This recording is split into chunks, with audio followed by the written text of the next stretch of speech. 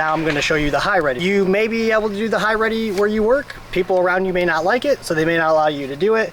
For us, I've become really familiar with that position working in and around vehicles, and the times in which it has made sense to me. If I'm seated in a vehicle, right, and we're making contact with a person, I'm pointing my gun at that person, usually from the V position, and now it's time for me to move from the seat I'm sitting in to the rear of my vehicle. Maybe someone's pushed out and has coverage for me, and so in order for me to clear my door as I'm coming out and trying to close my door, it seems more advantageous for me at times, and I just kind of end up there anyways, to come to a high port, to move, to close my door, and then move around the team, right? So this is going to be the high ready position.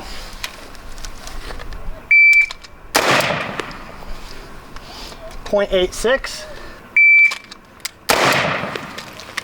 0.15. I had an issue coming off safe on that one.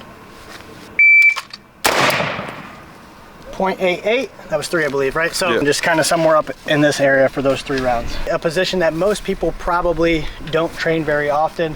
I don't know if there's a name for it out there, but I call it the CQB ready, because the times where you may find yourself in the position to use this ready position is in the CQB environment. Maybe you're coming through the threshold and you decide to short stock your rifle, right? Or there's some obstruction, a barrier that you need to maneuver around, or you're in a confined space, right?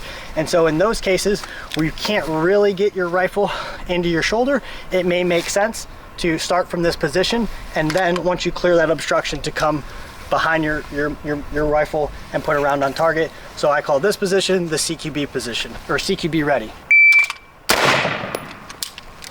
0.80. That one was high in the neck. 0.83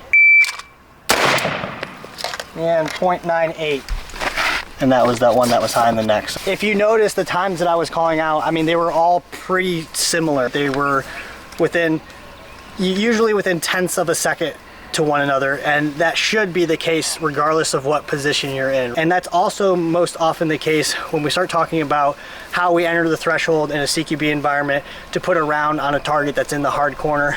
There's a couple different ways to do that, and both of the methods are valid, and the difference of using either of those methods is somewhat negligible. But again, if we're talking about speed and accuracy to put rounds on target, we always want to err on the side of what is going to help me be most effective as fast as possible without sacrificing accuracy.